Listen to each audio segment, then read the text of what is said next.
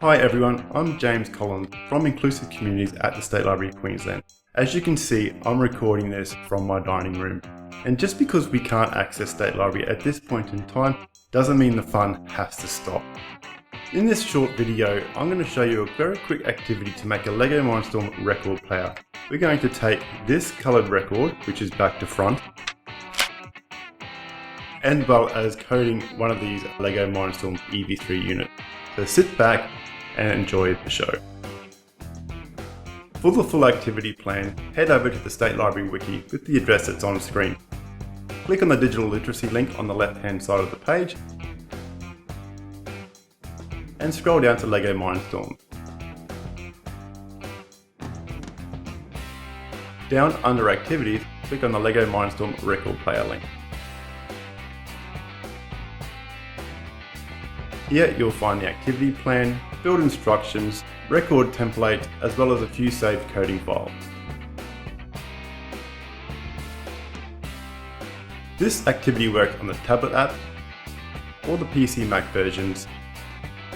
Unfortunately, it doesn't work on the web-based Scratch EV3 app. The color sensing blocks that we need for this is not there. For my test record, I'm going to use the one that we have on our wiki, and it's simply Mary Has a Little Lamb.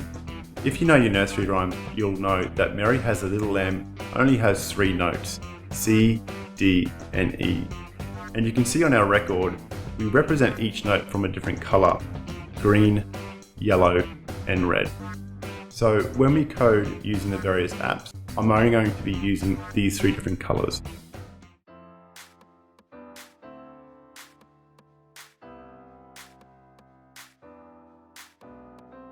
To build the player, we're going to need the following pieces: 3 7x5 square beams,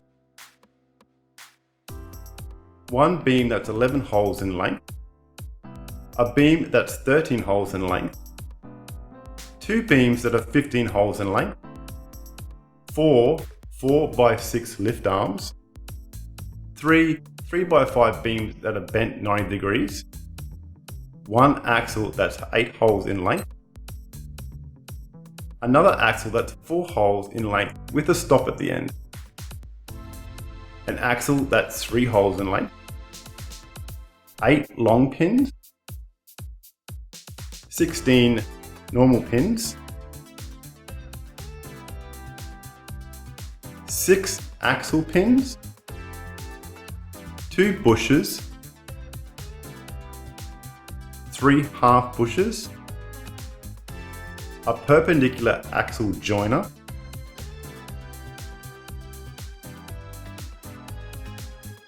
one 40-tooth gear, 2 36-tooth double bezel gears, 1 12-tooth double bezel gear, the EV3 color sensor, and the EV3 medium motor.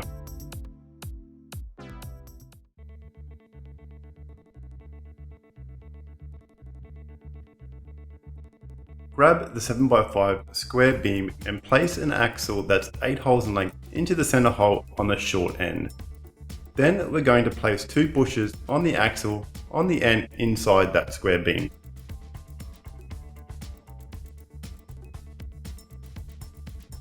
Slide a half bush onto the other end of the axle to lock it in place. Grab the perpendicular axle joiner and insert 2 axle pins into the axle holes.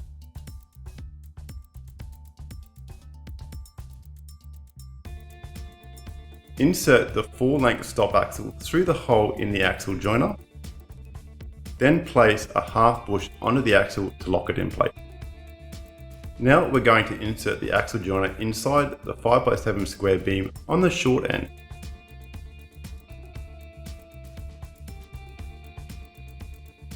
Grab the last 5x7 square beam and insert the long pins into each corner of the beam. Make sure you use the single end of the long pins when inserting it into the corners, leaving the double ends open. Now grab the square beam with the 8-hole axle and slide it into the long pins. Now grab the other square beam with the axle joiner and slide that on as well. Make sure that the axle joiner is on the same end as the 8-hole axle and that the 4-length axle is facing outward. We are now going to insert the medium motor into the square beam, and the motor axle needs to be facing the 4-hole axle until the motor axle is flush with the end of the square beam. With the 4 long pins, insert the double end of the pin to lock that motor in place.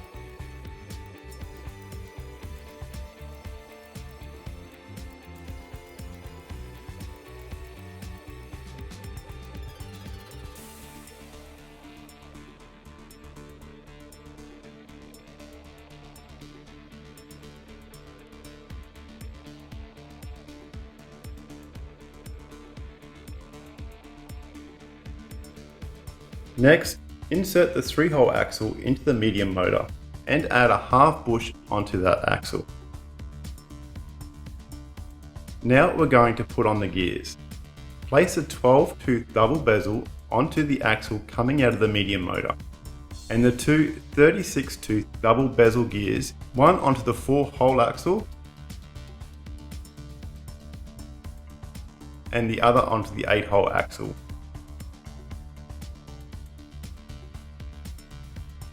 The gears should all line up together. On the side, slide a 3x5 beam that's bent 90 degrees onto the long pins that hold the medium motor in place, connecting the pins on the longer side from that second hole. We want the beam to face towards the back of the medium motor. Then insert 2 pins into the short side, one at each end facing outwards. Grab the 15-length beam and insert it into the 2 out-facing pins of the bent beam. The beam should be centered, leaving 6 empty holes on each side. Now we're going to do the same on the other side.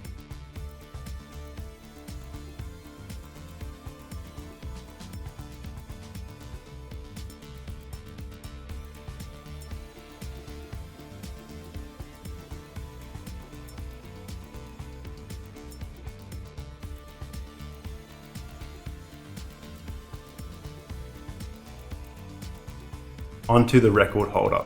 With the 40-tooth gear, insert 4 axle pins into the center holes of the gear.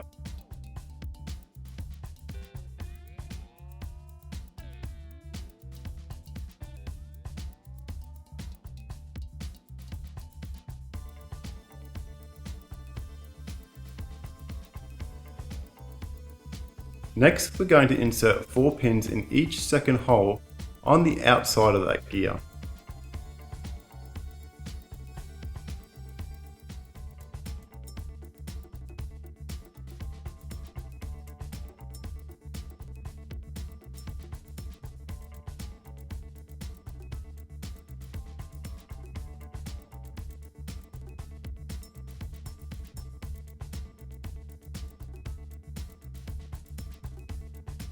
Now add the 4x6 lift arms onto the gear.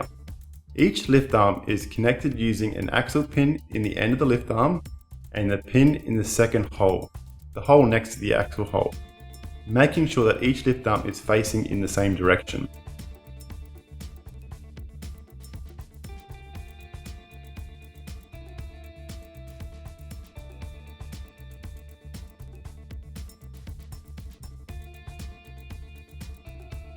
Place the gear onto the top of the plough into the 8-hole axle through the center of the gear. Grab the last 5x3 beam bent 90 degrees and place a pin in every second hole.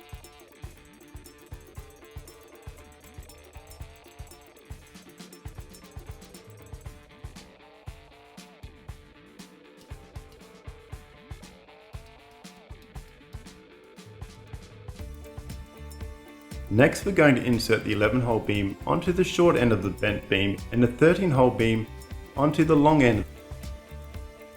To connect the color sensor, place a pin into the end of the 13-hole beam, the pin facing away from the bent beam, and the other pin in the third hole from the end. We can connect the sensor using these pins, facing the sensor inside towards the 11-hole beam.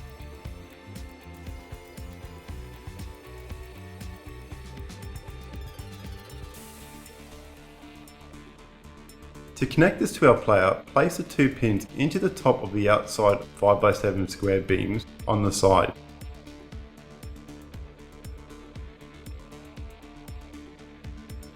Then slide on the 11-hot beam of the color sensor onto the pins.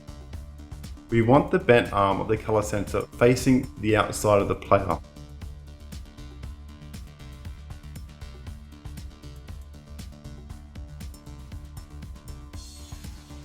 Now, to connect our player to the EV3 unit, grab some cables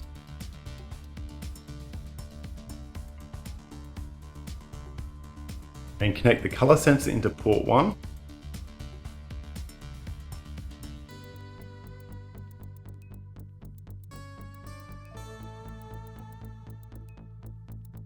And the medium motor into port A.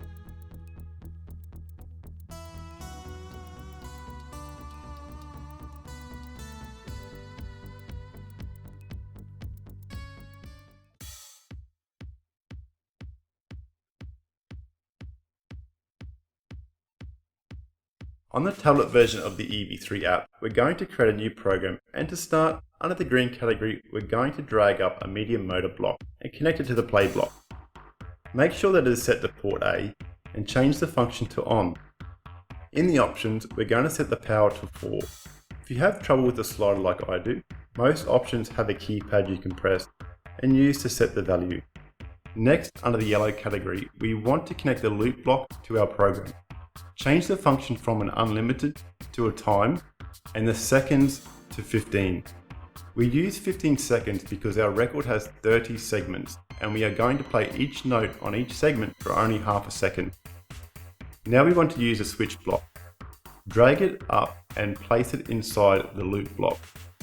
Change the function to color sensor, measure, color, and make sure that we are set to port 1.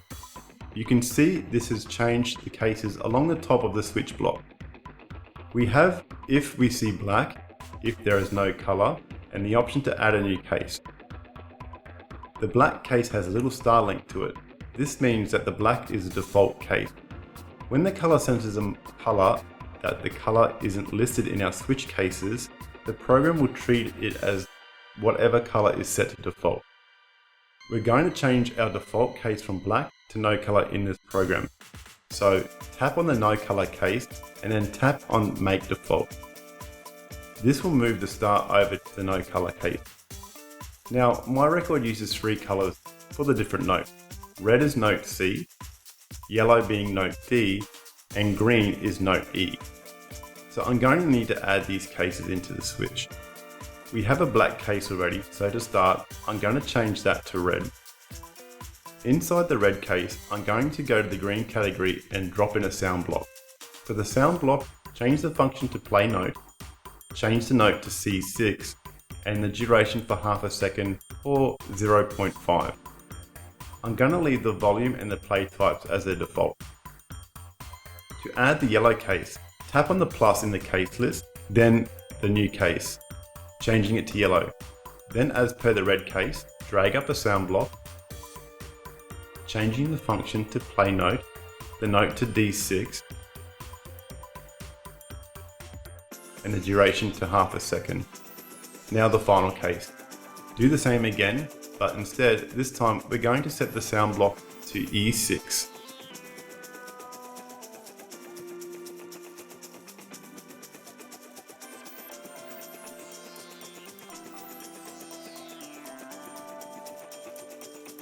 With our coding done, all that's left to do is connect our EV3 and run our program.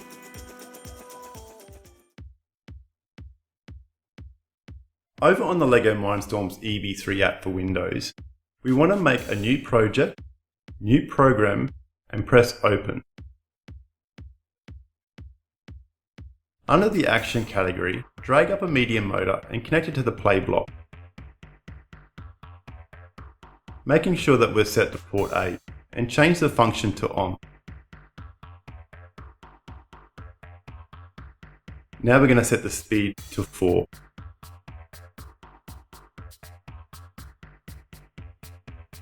In the flow category, drag up a loop block,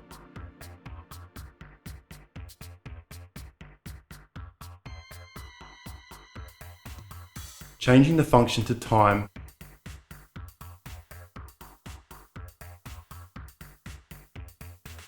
and the seconds to 15. We use 15 seconds because our record has 30 segments and we're going to play each note on each segment for only half a second. Now we want to use a switch block. Drag it up and place it inside the loop block. Change the function to color sensor, measure, color, and make sure that we're set to port 1. You can see that this has changed the cases of the switch block. We can see that there's already a black and a no color case. The black case has a little radio option enabled on it. This means that black is a default case, and when the color sensor measures a color that's not in the case list, it will use the default case. We're going to change our default from the black case to the no color in this program. So simply click on the radio option next to the no color case.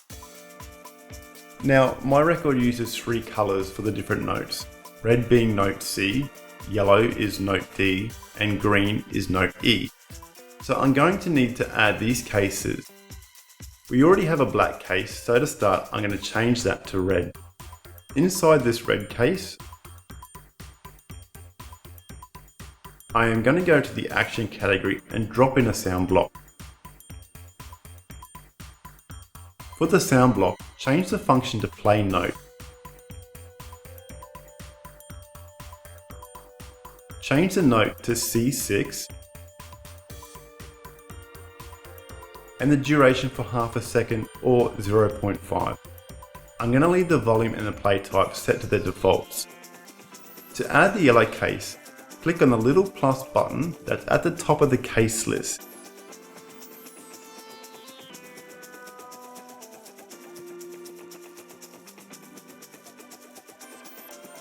Then, with the new case, change it to yellow, and then again drag up a sound block, changing the function to a play note,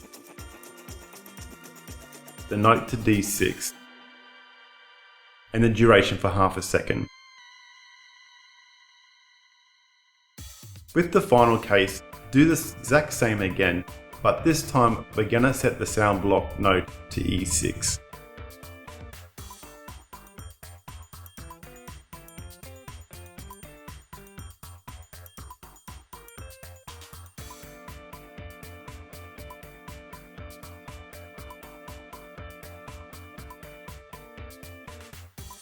With the coding done, all that's left to do now is connect our EV3 and run our program.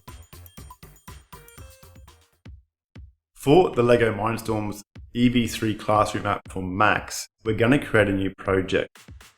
Under the motors category, we're going to need 2 blocks.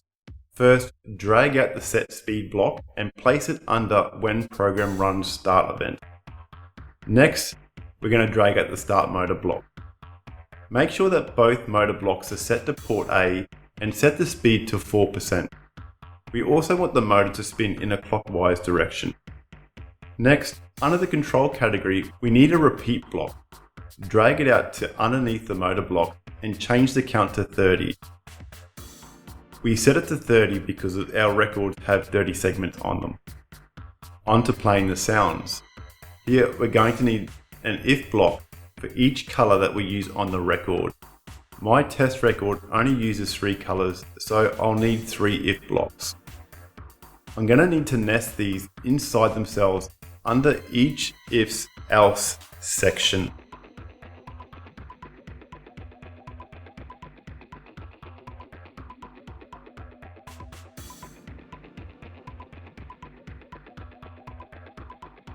Next, I'm going to set up the if blocks to test for a color. To do this, I'm going to go to the sensors category and drag out a is color test block for each of the if statements.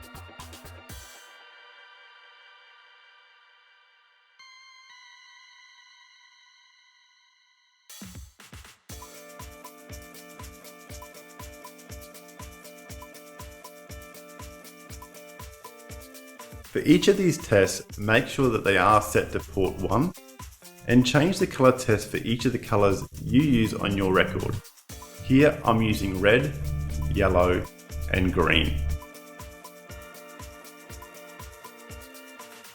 I want to play a sound if the test is true. So under the sound category, I'm going to drag out a play beat block and place it into the if section of each if block, changing the beat note for each color. On my record, red represents C, yellow represents D, and green represents E. I'm also going to change the duration of each of these to half a second or 0.5. Last, in the final else segment, I'm going to go to the event category and insert a wait block, setting it to the same duration of our notes to half a second. Our code will reach this part if the color sensor doesn't find a matching color above, so we still want it to wait that half a second. And then finally, we need to add a stop and exit program block to the end of our code. Now that we've completed our program, all we need to do is connect the EV3 and press play. With your coding done, see how your player runs. You may need to make some adjustments to the position of the color sensor, raising or lowering it depending on the lighting in your room. With your code, you may also need to change the colors that you're testing for, because in some environments, the color sensor doesn't quite pick up some colors very easily. I do hope you have fun with this activity. If you do need some help or simply want to show off your creations, don't forget you can contact me at Inclusive Communities on the email address on screen now. So with that, everyone stay safe and bye for now.